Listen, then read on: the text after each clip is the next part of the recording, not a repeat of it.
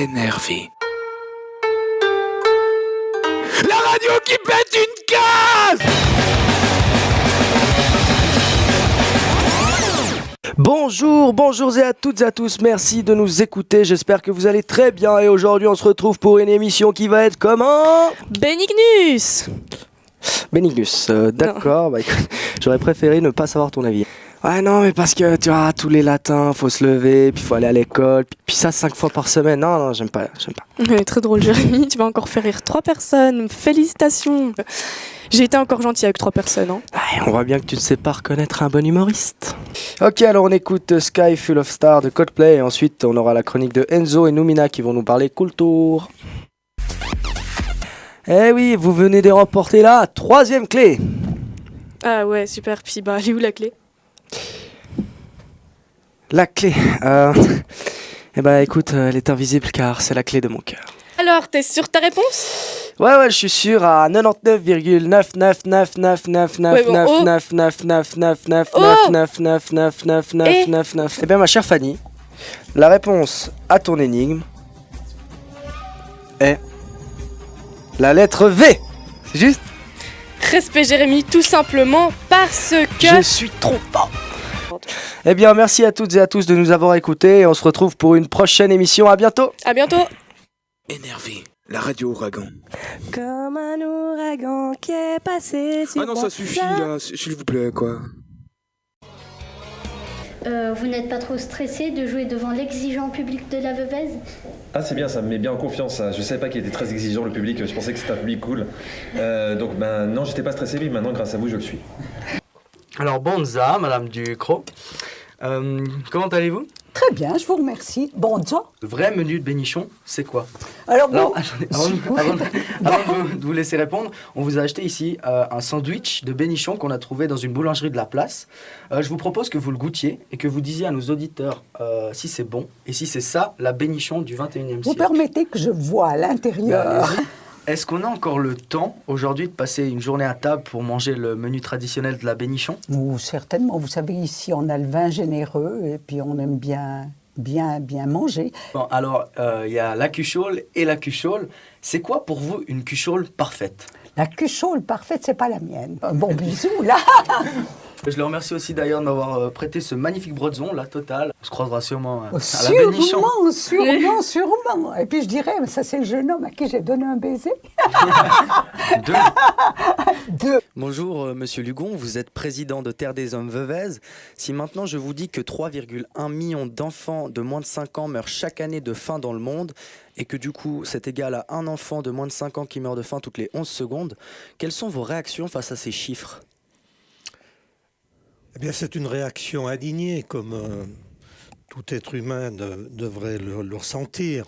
Si mes calculs sont bons... Ce qui ne risque de pas être le cas. Merci Jérémy pour ces remarques des plus pertinentes. Mais avec plaisir, ma chère Fanny. Je disais bien, si mes calculs sont bons, il y a 7 ans, Terre des Hommes fêtait ses 50 ans.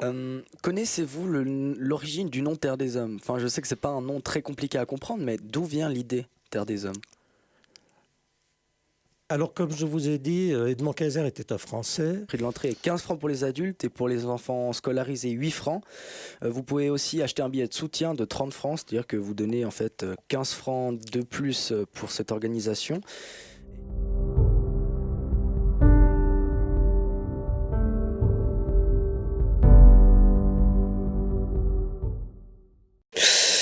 Oh là là, voilà, pardon, excusez-moi, j'étais en train de trier ma paperasse, je pense que vous connaissez ça. Alors bonjour monsieur le préfet, monsieur François Genoux, vous allez bien? Bonjour, merci, oui, ça va très bien. Alors je me posais une question, même plus d'une question. Alors c'est un peu bête, mais après une bonne année de pratique maintenant, ça consiste en quoi pour de vrai le rôle d'un préfet? Alors, si vous avez toute l'après-midi devant vous, je vais volontiers vous l'expliquer.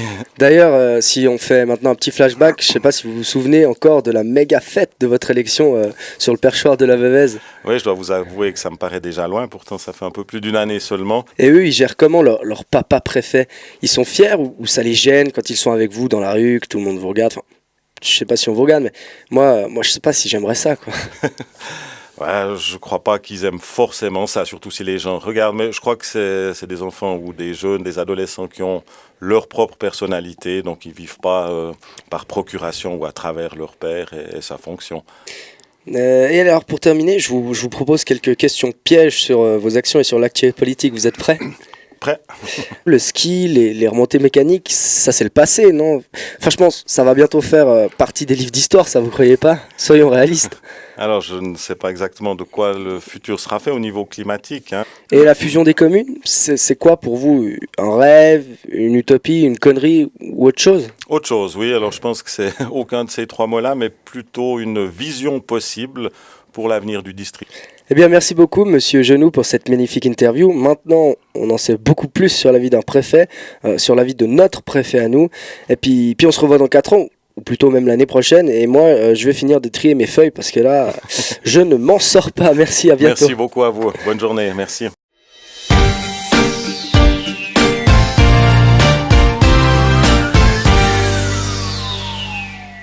Marc, il paraît que ça fait 20 ans que vous écrivez des textes qui ne veulent rien dire. C'est vrai ce mensonge? Ah non, pas du tout. Je dis des choses toujours extrêmement intelligentes, profondes, d'une sensibilité extrême.